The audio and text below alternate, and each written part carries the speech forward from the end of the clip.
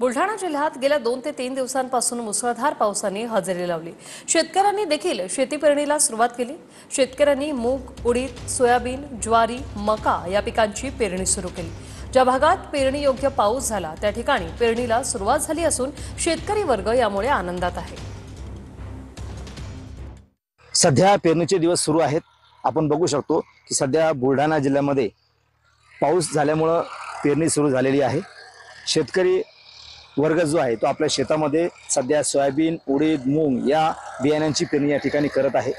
गेल्या 2 दिवसापासून जिल्ह्यामध्ये या ठिकाणी पेरणी सुरू झालेली आहे। 2 दिवसापासून या ठिकाणी जिल्ह्यामध्ये मोठ्या प्रमाणामध्ये पाऊस झाला होता, म्हणजे पेरणी योग्य पाऊस झाला होता। त्यामुळे शेतकऱ्यांनी आपल्या शेतामध्ये पेरणी सुरू केल्याचं आपल्याला या ठिकाणी दिसतंय। उडीद, मूग, सोयाबीन सह इतर पिकांची पेरणी सुरुवात केलेली आहे। त्यामुळे शेतकरी वर्ग सध्या आनंदी दिसतोय। एकंदरीत पाहिलं तर मागील महिन्यामध्ये सुद्धा अवकाळी पाऊस असेल, मान्सूनपूर्व पाऊस असेल, मोठ्या प्रमाणामध्ये झाला होता। शेतामध्ये येऊन होती, शेतकऱ्यांनी आपल्या शेतातली पूर्ण कामं आटोपून घेतली होती। मात्र आता 2 दिवसापासून या ठिकाणी पाऊस झाल्यामुळं आता पेरणीला सध्या सुरुवात झालेली आहे।